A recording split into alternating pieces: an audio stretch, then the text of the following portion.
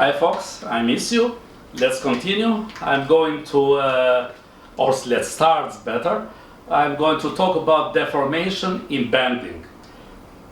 Very fast and very easy. Hopefully you are going to understand. And it's quite easy.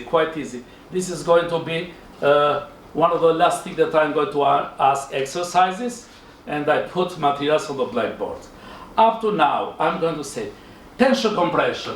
What we have in tension compression, we have one factor force, Nx.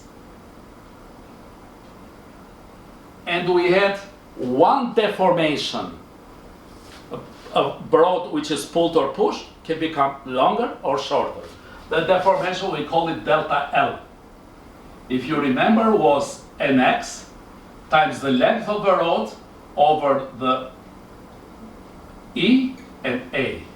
Nx is the factor force, L is the length of the rod, E is the mode of elasticity of the material, and A is the area of the cross section. When we have shear, we get this angle gamma, and with one factor force, the shear force, in the shear phenomena that you did last semester, and gamma was shear force times the length of the element, Ga.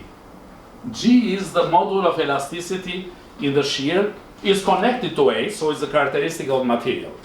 That's it. One factor force, one deformation. When we have torsion, remember torsion. How many times I torque the arm of Sashi?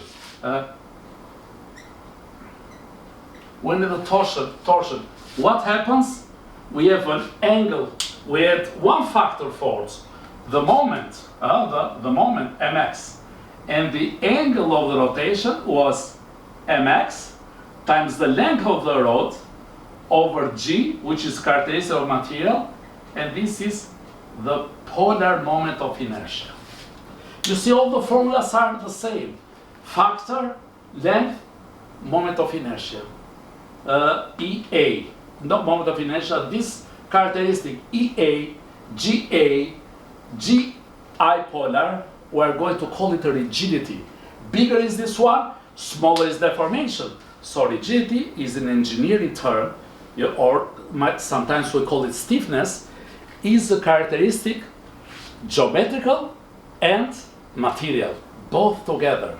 So to have higher stiffness, we have to choose different materials and maybe make it thicker. Now, I have one factor force, one deformation. One factor force and one deformation. Now let's go to bending. In bending, we had two factor forces. So if you remember, so if I have now a rod that works in bending,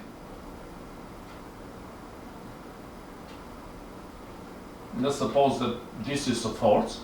So the rod that works in bending now is going to have two kinds of deformations.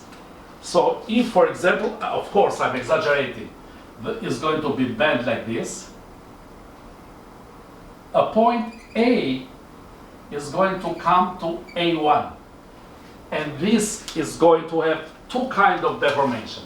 First, this section went down, delta, and after this section is rotated, and this is the angle theta. So in bending, we have two kinds of deformation.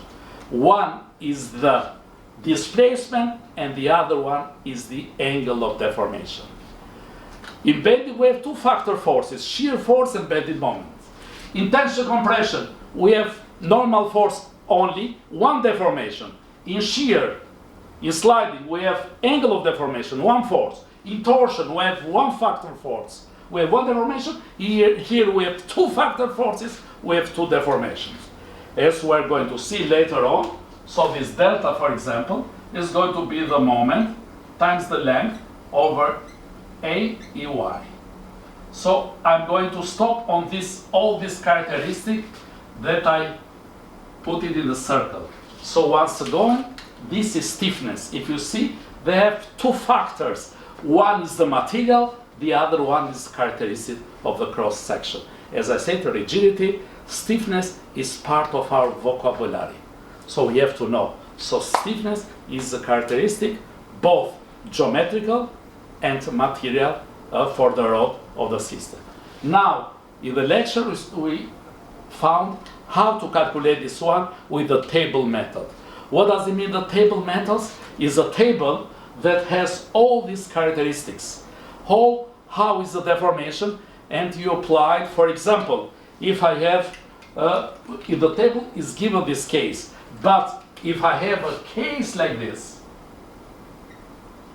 when I have one force here and one force here, P2, and the tables, if I have those one, and if I want to find the deformation of the point B, I'm going to consider deformation because in the table is given this case, is given this case as well. When the force is at the side and when the force is in the center.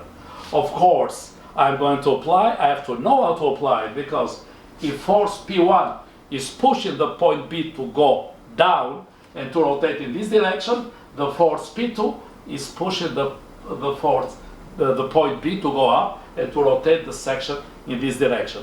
So, therefore, you have to apply the table, but know how to apply. This is called the principle of independence, as it was only one force, as it was only the other force.